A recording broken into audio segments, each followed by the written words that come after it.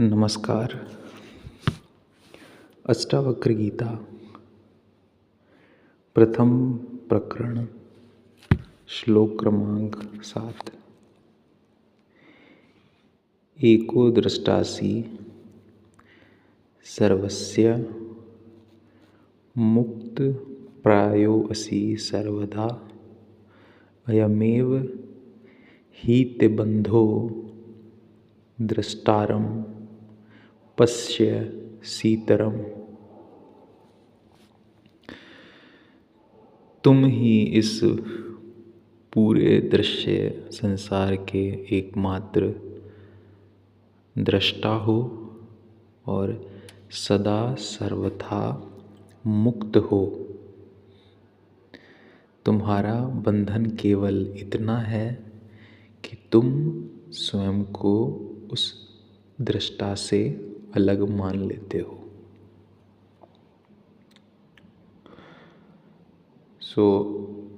एको दृष्टासि सर्वस्य, अर्थात जो कुछ भी तुम्हें दिखाई देता है, जो कुछ भी तुम अनुभव करते हो, तुम उसके केवल देखने वाले हो। एको दृष्टासि, दृष्टा एक ही है, अनेक नहीं। वही एकमात्र दृष्टा तुम हो। जो दूसरे दृष्टा तुम्हें दिखाई देते हैं, वे भी तुम्हारे ही दृश्य जगत का हिस्सा हैं। वे भी तुम्हारे सामने प्रकट होने वाले दृश्य मात्र हैं। वास्तव में तुम्हारे अतिरिक्त कोई दृष्टा नहीं है। उदाहरण के लिए, जैसे स्वप्न में तुम देखते हो कि बहुत से लोग हैं, वो कुछ देख रहे हैं, बातें कर रहे हैं, अनुभव कर रहे हैं, लेकिन जागने पर समझ में आता है कि स्वप्न में भी देखने वाला केवल तुम ही थे। उसी तरह इस पूरे संसार रूपी स्वप्न में भी दृष्टा एक ही है। एको दृष्टासि, एक ही दृष्टा है, वो है तुम। और यही दृष्टा होना ही मुक्ति है। दृष्टा की पहचान यही है कि वह दृश्य से पूरी तरह अलग और मुक्त रहता है। मुक्त प्रायोऽसि सर्वदा। यदि तुम उस चीज से बंध जाते हो जिसे तुम देख रहे हो, तो तुम दृष्टा नहीं रहते, तुम उसी दृश्य का हिस्सा बन जाते हो। उदाहरण के लिए, यदि किसी बात को या वस्तु को देखकर, सुनकर, छूकर या अनुभव करके तुम्हारे भीतर आकर्षण, भय, क्रोध या लालसा पैदा हो जाती है, तो उस क्षण तुम साक्षी नहीं रहे। अब तुम देखने वाले नहीं, बल्कि उसी घटना के पात्र बन गए। सच्चा दृष्टा वही है जो दृश्य से सर्वथा अप्रभावित रहे। जो दिख रहा है वह तुम्हारे भीतर कोई हलचल ना पैदा करे, ना आकर्षण, ना विकर्षण, ना चाह, ना अस्वीकार। साक्षी होने का अर्थ केवल देखना नहीं है। साक्षी होने का अर्थ है जो देखा जा रहा है उससे मुक्त रहना।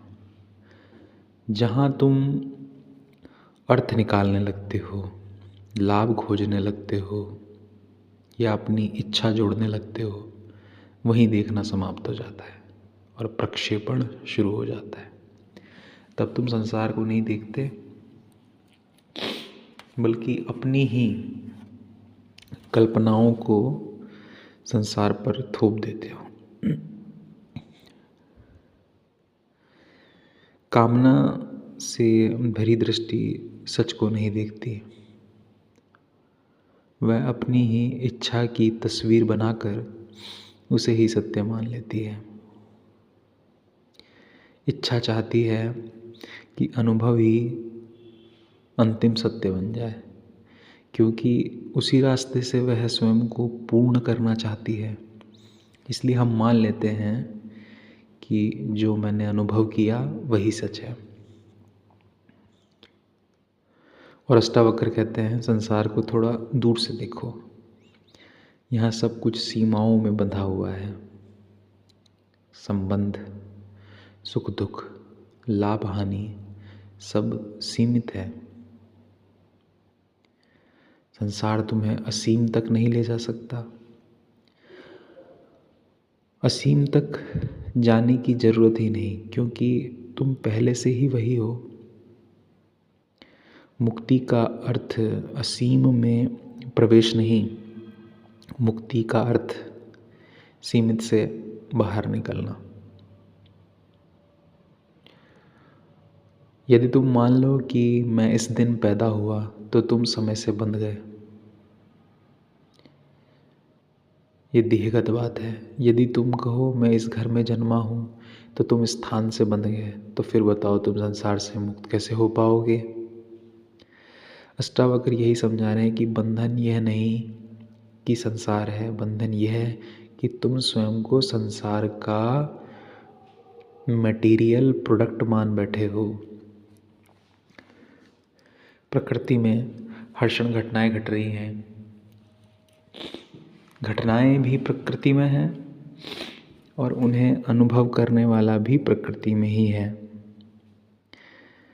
लेकिन तुम गलती क्या करते हो कि तुम स्वयं को वही अनुभव करने वाला मान लेते हो, जबकि अनुभव और अनुभव करने वाला दोनों ही दृश्य के क्षेत्र में हैं। तुम उनसे भी परे हो। जब तक तुम यह मानते रहोगे कि कोई नया अनुभव तुम्हें बड़ा बना देगा, छोटे से बड़ा बना देगा, अधूरे से पूरा कर देगा, तुम्हारी कमी को भर देगा, तब तक तुम अनुभवों से अलग, इतर, खड़े नहीं हो पाओगे। तब तक तुम उपभोक्ता ही बने रहोगे। अनुभव से मुक्त होने का अर्थ यह समझ जाना है कि अनुभव का कोई अंतिम मूल्य नहीं है। तब तुम्हें जो भी दिखेगा वह दिखेगा, लेकिन तुम उससे बंधोगे नहीं। प्रकृति अपना खेल खेलती रहेगी और तुम उससे अलग, शांत, मुक्त खड़े रहोगे। तो क्या हम करें नहीं कुछ? तो फिर हमारा धर्म क्या होगा? तो शुद्ध चेतना के लिए कोई धर्म नहीं होता।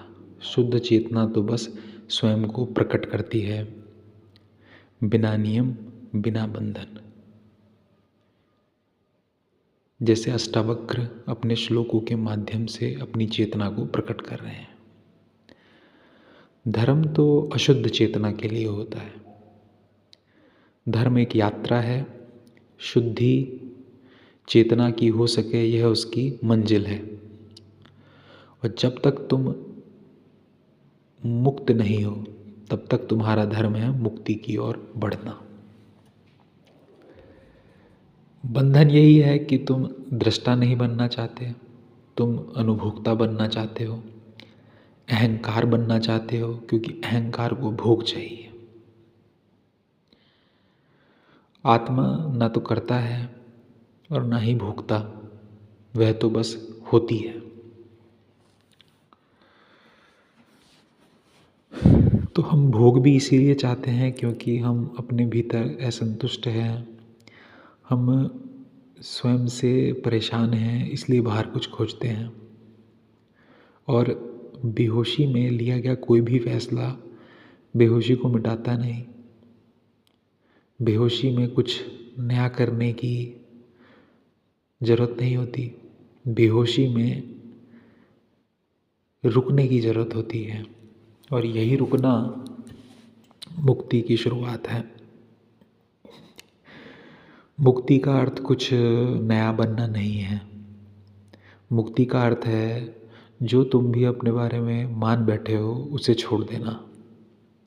मुक्ति है विशुद्ध दृष्टा हो जाना, जहाँ जानना ही सब कुछ है, पाना कुछ नहीं। बोध ही लक्ष्य है, भोग नहीं। जानना है, भोगना नहीं है। पाना है पर प्राप्य कुछ नहीं। उदाहरण के लिए कुत्ते को देखिए। कुत्ता दिन भर रोटी खोजता है। उसे जितना जानना है उतना ही जानता है जितना उसकी भूख से जुड़ा है। वह रोटी को इसलिए जानता है ताकि भोग सके। लेकिन साक्षी वह है जो जानता तो है पर भोगता नहीं। जो सब कुछ जानना चाहता है उसे छोटी छोटी इच्छाओं को छोड़ना पड़ता है, क्योंकि इच्छा पूरी सच्चाई से डरती है। कुत्ते को केवल रोटी के बारे में ही जानना है, इससे ज़्यादा नहीं। हमें पूरा जानना है। परंतु अहंकार अधूरा है, पूर्ण होना चाहता है, पर वह पूर्ण जानकारी सहन ही नहीं कर पाता। अहंकार उतना ही जानना चाहता है जितना उसके भोग में सहायक हो। और ऐसी जानकारी, ऐसा तथ्य है जो तुम्हारी चाहत, तुम्हारी इच्छाओं को चुनौती देता हो, तुम उन्हें अनदेखा कर देते हो।